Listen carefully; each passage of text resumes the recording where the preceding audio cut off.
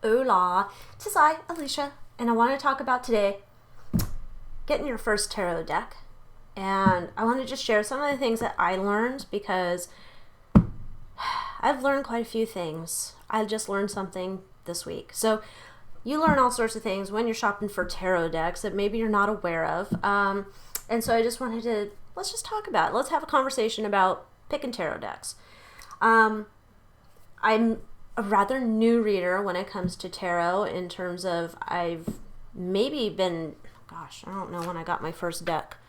Was it maybe a year ago? Something like that. No, it's more than a year ago. Maybe it's a couple years ago when I got my first deck. And the first deck I got was really cool. It was a Santa Muerte tarot deck. And I loved it because it was skulls and skeletons. I mean, hello, that's like my favorite thing. And I just found it really hard to read because I had no idea how to read tarot, A, and B, some of the symbols changed and it was hard to discern from each card. Like it wasn't consistent. Like say if you're looking at a standard Rider-Waite deck and say if we're in the suit of pentacles, you can count like if it's a five of pentacles, there's five pentacles in a picture. But in this deck, I had a time struggling. And, things don't always mean what they're supposed to mean. There's pentacles are equivalated to something else. I don't know. Equivalated? Is that even a word? I don't know. We'll go with it. You know what I meant. Anyhow, so first deck, after that, I got a Rider-Waite deck. Now, this is what I recommend if you've never read tarot cards before, because this one really makes it easy to build a foundation upon, okay? So having this is like your training bike. You have your little training wheels on there that keep you up and right and straight and narrow. You can really discern a lot from the imagery that you see on a card. And so this is the deck that I got. It came in a little tin, and I put up here, I don't know if you can see it. I don't know how my camera's behaving today. It's kind of behaving. You can kind of see the writing there. I wrote some for upright and reversals. I had written some notes on, illusions for the moon. I wrote some notes on it just so I could learn. But even before that, I would just look at the images and try and figure out what was I looking at. So it's like, oh, what is this guy doing? I don't know. It's like balancing things. He's a juggler of sorts, right? And I think you can get a lot out of the imagery that you see in the standard Rider-Waite Smith deck. Okay, a lot of them, some of them are not instantaneous that you're just going to know what's going on. And you might have to do a little bit of study on that. Just trying to see if there's one here. It always confused me. Sometimes the knights confuse me in the pages. I get a little confused with these people sometimes. I get better with them. But you can look at most of these images and kind of figure out what's going on. And then you can tie in a little bit of numerology and all that good stuff. Okay, so this deck, the other good thing is to think about the size when you get this deck. This deck is like a typical playing card size. This is like, say if you're going to just play solitaire, that's the size of this deck. This is why I like this deck, because say if you are the person that likes to shuffle and you like to do it this way, my little tiny man hands can do it. So that's why I like this deck, because I can hold it in my hand and it's easy to shuffle. I don't have issues. Even if I want to shuffle the way that I usually do with the bigger decks, I can do it. No problem. Stuff's not really, running away. This is a paper deck, so all good in the hood. Now, I did get this little deck. Now, this little deck is also Rider-Waite Smith, and it's all the same imagery. I don't know how close it'll let me go, but same imagery as this other deck over here, and it does have the little borders on it. The reason I got this was for a Starseed Collective and doing larger layouts, right? So if I'm going to do like a 6-month spread or 12-month spread or just a larger spread, it's nicer to have the little cards here because obviously I can fit a bazillion cards in my frame, my shot. I still have room if I move these guys out, right? In terms of would I want to take these to go, maybe if I want to take them in my purse, sure. I would still probably take my little, that deck would go with me still. Well, I guess I'll put him over here since you didn't want to move too easy now. I would still take this deck. This deck is still like, even though I got my little tiny man hands, it's almost too tiny. But it can be done. You can still riffle shuffle them if that's something that you're into. I do like the background is just kind of like, come on, focus. Well, you guys can see it. It's just kind of like, I don't know, reminds me kind of old school kitchen table action. Okay. Then I have this, my deck I love. This is the deck I've connected the most with. I think it's because it's been very accurate. It's I keep it on top of a crystal, and then there's another crystal on top of this, and I keep it all within a copper pyramid, and I truly think that helps amplify the energy. Anyhow, I love this deck. This deck does not have borders like we've seen with these decks, right? There's no border. The image is kind of exploded on the scene. Sometimes there's a little bit of stuff cut out, but it's still a standard Rider-Waite deck, and I enjoy it because once you start to learn the symbolism that you see in all of these cards, it makes it easier should you go to a different deck, right? Such as the Modern Witch deck. So this is the Modern Witch deck. I got this because I love the images. Let me see there. Not so much glare. And I trimmed it because it's too big for my hands. And I put like little silver, I don't know if that really shows up too well. I put some silver marker on the edges. And I do like this deck. But, you know, some of the images, you can still tell that's Ace of Wands. Let's see. I don't know if we'll find this one here. But, you know, Heartbreak or Three of Swords. I mean, most of these images are very similar, so it makes it easy to understand. The tower's similar to the tower we'd have in everything else. It's just updated, so I like it. It's cool. I love, there's the typical card, this one. You know, I love it. The girl is like, this card always to me is like, put a fork in me, I'm done.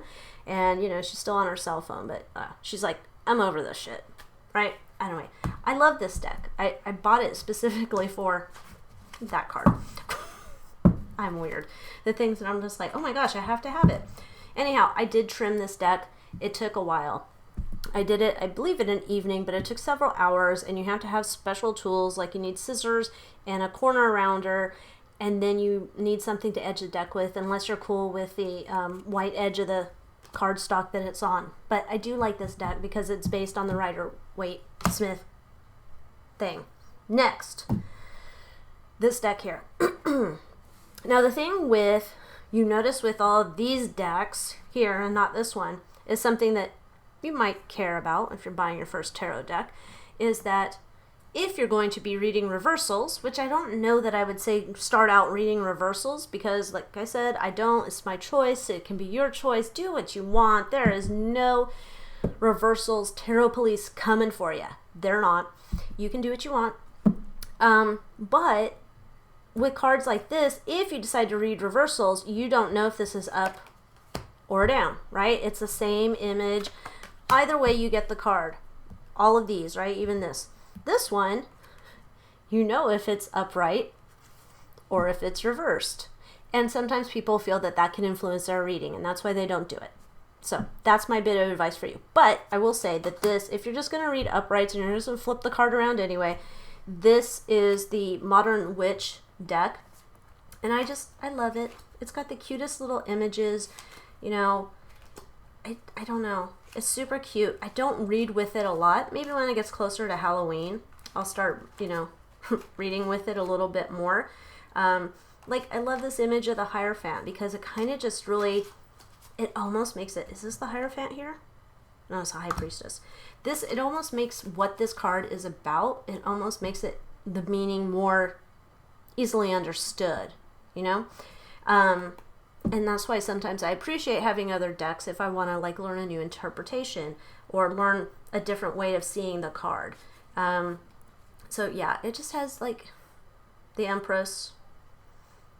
Yes, that works. You know, I think it's good. So now I'm going to turn back on my other screen so I have enough light in here, recording in the night in the mausoleum. Okay, so with all that being said, these are all paper decks. Let me tell you a story. So about 6 weeks ago, I ordered this deck. I saw it on the Hermit's Cave, I believe. And he was doing a deck review. I don't know if it was recent or not, but I saw this. I think he had almost like all the sets in the collection or whatnot. And I was like, have to buy. So I did. So I went on Etsy, I went to the shop, I went and I got this deck. 6 weeks later it shows up. This is my first plastic deck. And like I've said, I'm a clumsy person. I'm all thumbs. I run into walls. I'm just a klutz. Every day, I'm a klutz. I'm running into something. I'm misjudging where the countertop is, and I'm hitting my hip into it. It's, I'm a klutz. That's me. So, damn it. There you go. This is why this deck and I are having troubles getting along. It is slippery. It's slippery than a hooker at a brothel. It's just so hard to hold on to it. It's big, right? It's not as thick as my deck that I love. So that's a good thing. But it's slippery. It's like slicker than snot. Like trying to shuffle this with my stoop hands. As soon as these things go flying across the room, I'm going to be done. It's literally, this is like pickup sticks, plastic cards. I had no idea. I'm hoping that eventually, if I work with these long enough, I'll get my hand oils all over the damn things, and they will be less slippery. I hope. I don't know. It's just, if you've never had this kind of plastic deck before, I wouldn't pick it as your first unless you're looking to get frustrated doubly.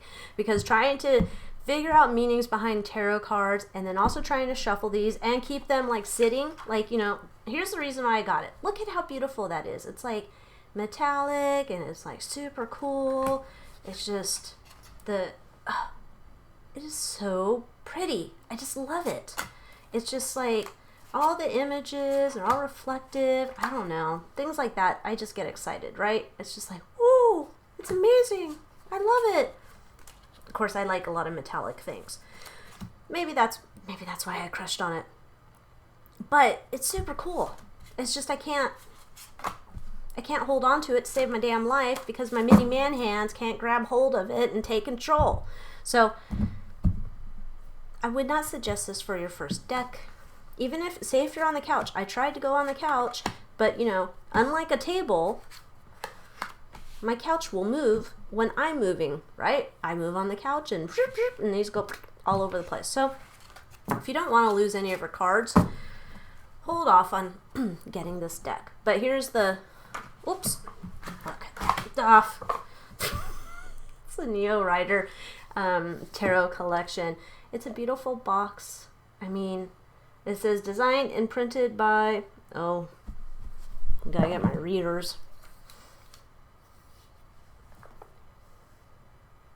Shenzhen, the Wheel of Fortune Spiritual Art Creation Company Limited. Go to www.wheeloffortunetarot.com. I believe it's also on Etsy. That's where I got mine. So they are still beautiful. And hopefully one day I will get my grubby little hands to slow these little bastards down so they don't go flying away like Gone with the Wind. But yeah, I think if you're just looking for a starter deck, the best one, playing card size, Rider-Waite Tarot, take your time with the old-timey images and get to learn them. And so that's what I'm going to say. Just take a little bit of time.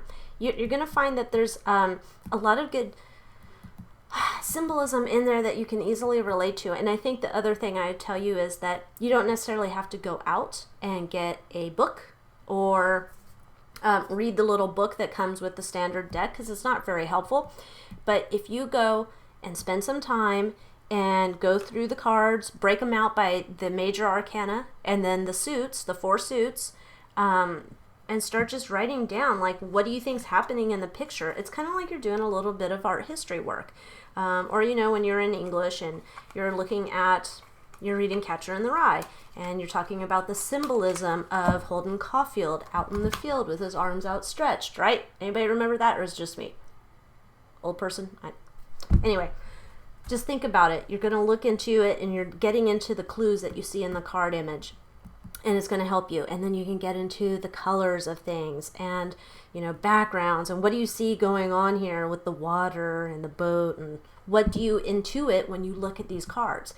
And the beauty, I think, of tarot is that you get to start making your own connections with the cards. So even if somebody told me that this card, the King of Cups, is about typically compassion and balance, I might not see it as like compassion and balance. I might see that this is a guy that's like in tune with his feelings. He's secure in his feelings. He doesn't get out of control. You know, you can tell him anything and he's not going to flip a switch. And then I could look at this lady who's supposed to be truth, discipline, and head over heart. And yes, I think she is, but I also think she's like a cold-hearted bee.